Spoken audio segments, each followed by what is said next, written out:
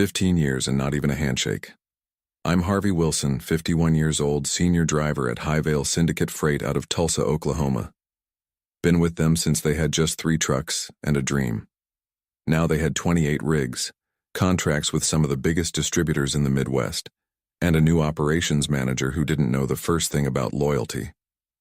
When Highvale got bought by some investment firm last spring, I knew changes were coming. Just didn't think they'd start with me. The new ops manager, Darren Kelly, had an MBA and slick shoes that had never seen the inside of a truck cab. He'd been eyeing my salary for weeks, making comments about legacy costs in meetings. That morning I'd pulled in from a 3-day haul to Denver, on time like always, when Darren called me into his glass-walled office. The termination papers were already printed out. My replacement, some kid fresh out of driving school, was waiting in the break room. "We need to streamline operations," Darren said, not meeting my eyes. "It's nothing personal, just numbers. Your salary's nearly double what we can pay a new driver." I nodded, didn't argue. Didn't tell him that Thompson Foods had been shipping exclusively with us for 8 years because I helped their dock manager move his mother's furniture when the nursing home closed. Didn't mention that Western Distributing renewed their contract 3 times because I always found a way to make their emergency shipments happen, even on holidays. 15 years of perfect safety records. Never missed a delivery window. Known every client by name. "Severance is 2 weeks," Darren continued, pushing the papers across his desk. "Company policy." I signed without reading. Handed over my keys, my security badge, and my company credit card. Said thank you for the opportunity. In the parking lot, I sat in my pickup for almost an hour. Not angry, just thinking. About the clients who'd become something like friends over the years. About the Christmas cards I got from shipping managers across 6 states. About how this Darren didn't understand that in this business, shipments moved on relationships as much as diesel. My phone buzzed. Text from Bill Thompson himself. "Heard what happened. Those corporate idiots. Call me." Then another from Jerry at Western. "This true about you leaving? Let's talk before you make any decisions." By the time I pulled out of Highvale's lot, 3 more messages had come in. I didn't answer right away. Just drove home and sat on my porch, watching the sunset paint the sky orange over the Oklahoma plains. They'd fired a driver but lost something worth a whole lot more. I started at Highvale back when it was just old man Jenkins and his son trying to build something. Jenkins taught me everything: how to navigate mountain passes in winter, how to talk to clients, how to solve problems on the road without calling in. "The freight business isn't about trucks," he'd say. "It's about trust." For 15 years, I'd built that trust 1 mile at a time. When the big ice storm hit Kansas City in 2016, I was the one who got the medical supplies through to 3 hospitals. When floods washed out the main highway to Wichita, I found the back roads. When Thompson Foods needed an emergency shipment of packaging after a warehouse fire, I drove straight through 36 hours to make it happen. My wife, Elaine, knew the drill. Sometimes I'd be gone for days, but I always came back with stories. Our kids grew up with me on the road half the time, but they never doubted I'd be there for the important stuff. Missed some baseball games, sure, but never a graduation or birthday. When Jenkins sold the company 5 years back, things started changing. Slowly at first, new policies, more paperwork, less flexibility. The new management kept me on because the clients asked for me by name. "Send Harvey," they'd say. "We know it'll get there if he's driving." Darren arrived 6 months ago, fresh from some big logistics outfit in Chicago. Started talking about efficiency metrics and driver rotation. Didn't understand why we let certain clients set their own delivery windows. Couldn't figure out why Thompson Foods got priority treatment. "They're not our biggest account," he'd argue in meetings. "No," I'd explain, "but they're our most loyal. Been with us since the beginning." He'd smile, that corporate smile. "Loyalty doesn't show up on balance sheets." I noticed the cracks forming. Started hearing whispers about rate hikes for our oldest clients. Saw how Darren hired drivers based on how little they'd work for, not how well they could drive. Watched him cut corners on maintenance. 3 weeks ago, I pulled him aside after he chewed out Dave, one of our best mechanics, for wasting time on preventative maintenance. "You're going to lose good people," I warned him. Darren laughed. Everyone's replaceable, Harvey. That's business 101. I didn't argue. Just went back to my roots, checking in with clients, making my deliveries. Keeping things running while the foundation cracked beneath us. Little did I know I'd be the first one they'd decide to replace. After sitting on my porch for an hour, I finally checked those messages. Bill Thompson wanted to meet for coffee tomorrow. Jerry from Western Distributing asked if I had plans to drive for another company. Maria at Lakeland Foods just sent a string of angry emojis followed by, "Call me." I went inside, made a pot of coffee, and sat at the kitchen table. Elaine was working late at the hospital. The house felt too quiet. I pulled out my logbooks, 15 years of routes, deliveries, relationships. Highvale didn't own those. They'd fired the driver but forgotten about the connections I'd built. My phone rang. It was Jenkins. Must have heard the news through the grapevine. "Damn shame what they're doing to my company," he said, voice gruff with age and anger. "I never should have sold." "You did what you had to do," I said. "Your wife's medical bill." "Still," he cut in. "I built that place on relationships, not spreadsheets. These new boys don't understand the business." After we hung up, I stared at my hands, calloused, weathered from years of driving, loading, problem-solving. 15 years gone with a single signature. The next morning, I met Bill Thompson at Riverside Cafe. He didn't waste time. "I heard what happened," he said, sliding into the booth. "Bunch of idiots. You've personally saved our bacon more times than I can count." "Just doing my job," I said. "No," Bill shook his head. "You did more than your job. Remember when our cooling system failed at the Broken Arrow warehouse? You got that shipment to our backup facility at 2 a.m. in a snowstorm." I shrugged. "Freight doesn't wait for good weather." Bill leaned forward. "We've got a contract with Highvale, but it's got a 30-day termination clause. Who are you driving for next? Because that's where our business is going." I hadn't even thought about next steps yet, but Bill's words planted a seed. By lunchtime, I'd met with Jerry from Western, who said the same thing. By dinner, 3 more clients had reached out with similar messages. Driving home, I passed Highvale's yard, saw my old truck, already reassigned to that young driver. Through the office windows, I could see Darren in a meeting, pointing at charts on a screen. That's when it hit me. Darren saw drivers as interchangeable parts, but clients saw us as relationships. For 15 years, I'd been the face of Highvale to most of our major accounts. I wasn't just a driver, I was their trusted partner. I pulled into my driveway, mind racing. Called my buddy Frank, who'd left Highvale last year to drive for a competitor. "What would it take," I asked, "to start our own outfit?" Frank was quiet for a moment. "You serious about this, Harvey?" "Never been more serious in my life." "You'd need capital, licenses, insurance." He started listing. "And clients," I added, "which I've got." That night, Elaine found me at the kitchen table, surrounded by notes and calculations. "What's all this?" she asked. I think," I said slowly, "I'm starting a freight company." 3 days after being fired, I walked back into Highvale's office. Not to beg for my job, I was past that, but to collect the personal items from my locker and talk to a few of the drivers I'd mentored over the years. Darren spotted me in the break room, talking with Doug and Alejandro, 2 drivers who'd started under my guidance. His face darkened as he marched over. "Harvey, this is private property," he said. "You can't just walk in and disrupt operations." "Just collecting my things," I said, holding up my old thermos and the family photo that had been in my locker. "And saying goodbye to friends." Darren crossed his arms. "I've heard you've been talking to our clients." So that's what this was about. Word travels fast in the freight business. "They called me," I corrected, "to ask why I wasn't delivering their shipments anymore." "Well, stop it," Darren snapped. "Those are Highvale accounts. Interfering with our client relationships could be construed as tortious interference with business relationships." He pronounced each word like he'd rehearsed it with a lawyer. Maybe he had. "Can't control who calls me," I said, keeping my voice even. "Or what decisions they make about their shipping needs.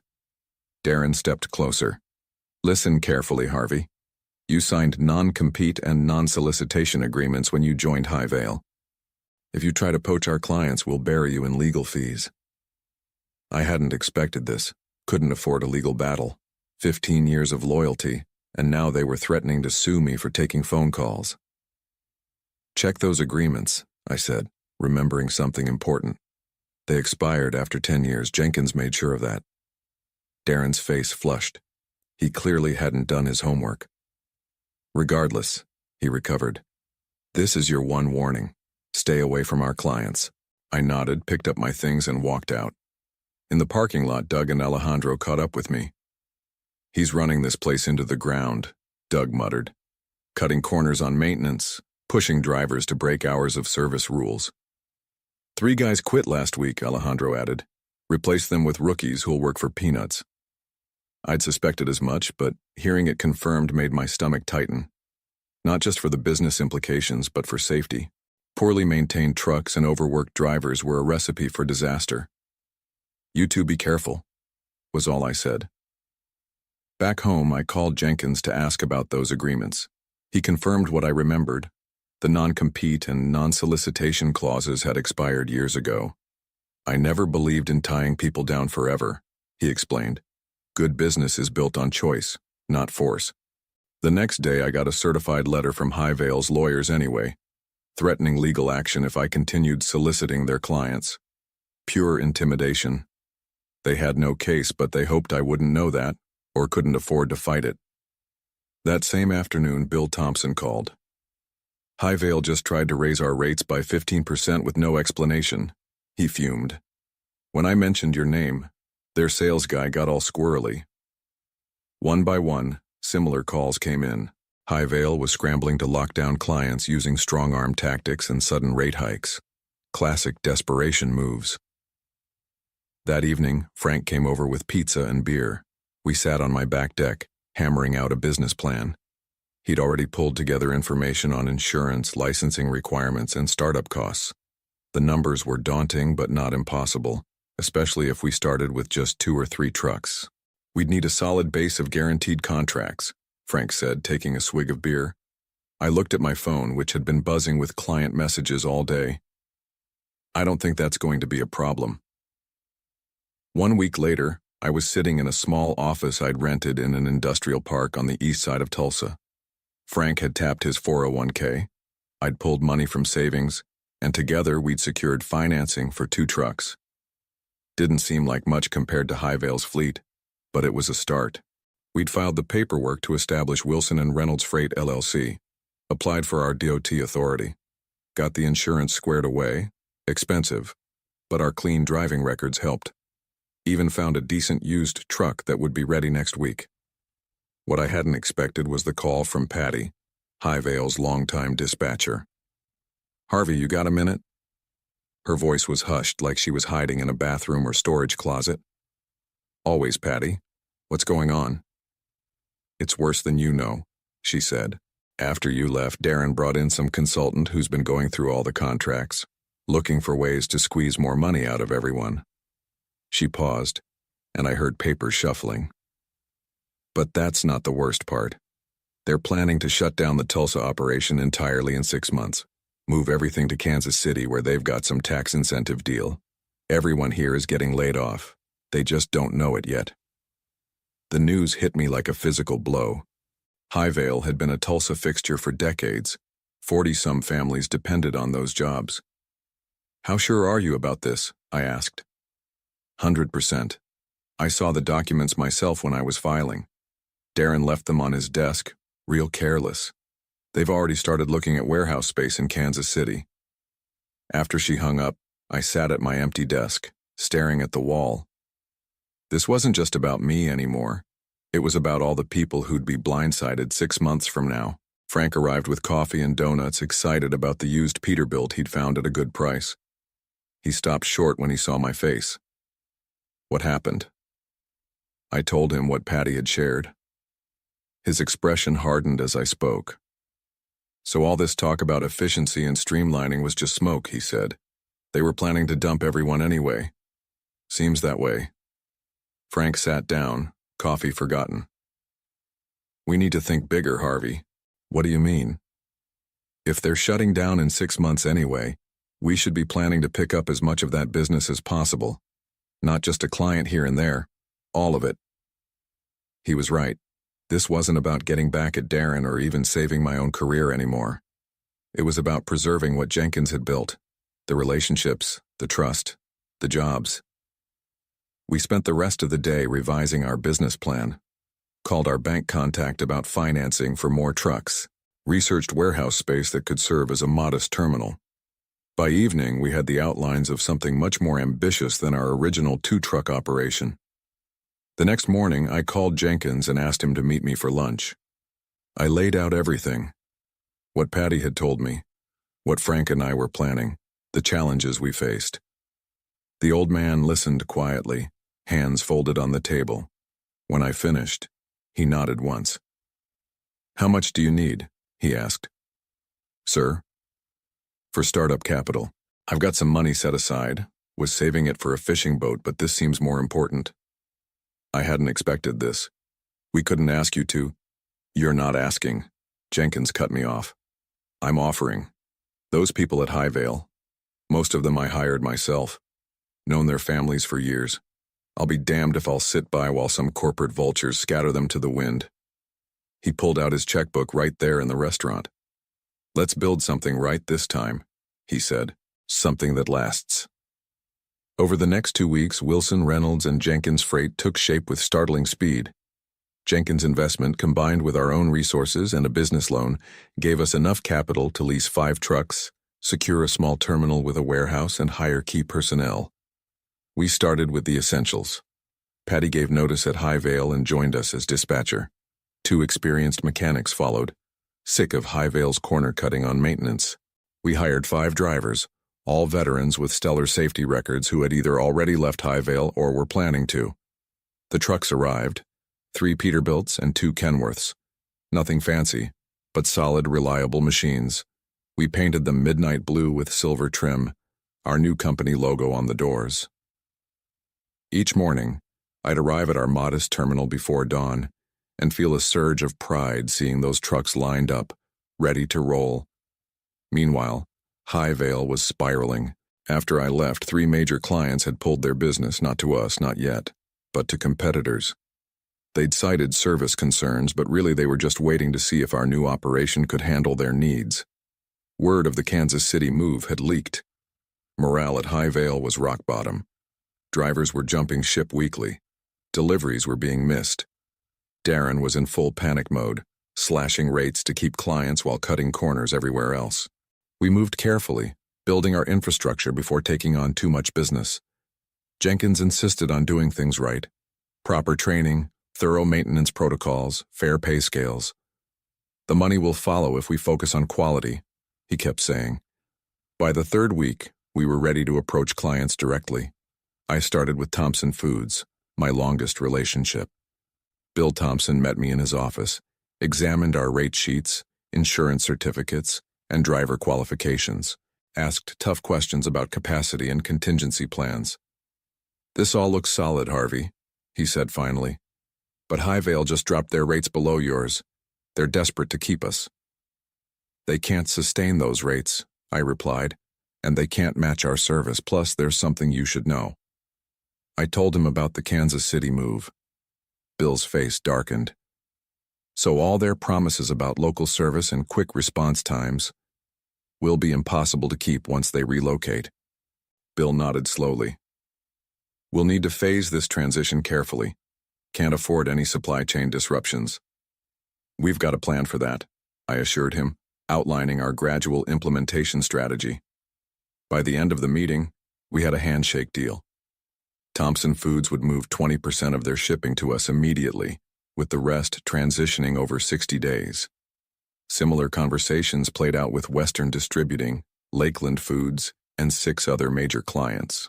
Not all signed immediately, but most started shifting portions of their business our way. We weren't just taking clients. We were taking the good people too. Every week, another Highvale employee would approach us looking for work. We couldn't hire them all, but we took the best. Experienced dispatchers, skilled mechanics, reliable drivers. Then came the moment that confirmed we were on the right path. Doug, the driver I'd mentored who was still at Highvale, called one evening. "Harvey, you won't believe this. Darren just announced they lost the Cornerstone Builders account." Cornerstone was Highvale's biggest client, 30% of their business. "What happened?" "Word is they found out about the Kansas City move from one of their contacts at Western. They've already signed with someone else." I asked the obvious question. "Who'd they sign with?" Doug laughed. "That's the best part, not you guys. They went with National Logistics. Darren's been running around screaming that you somehow engineered it, but everyone knows it's his own fault." The plan was working better than we'd hoped. We didn't need to actively poach all of Highvale's business.